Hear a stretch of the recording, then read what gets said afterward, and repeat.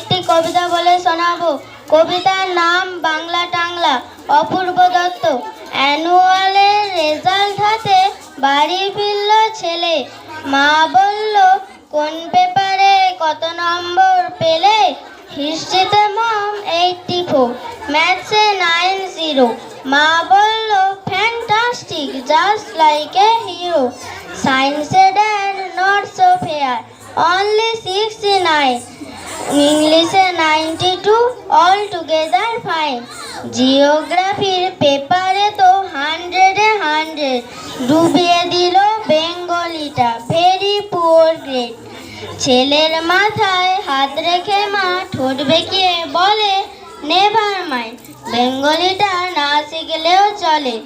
বাবা বলল, বেশ বলেছ বঙ্গমাতার কন্যে, বাংলা টাংলা আমার মতো অশিক্ষিতের জন্যে।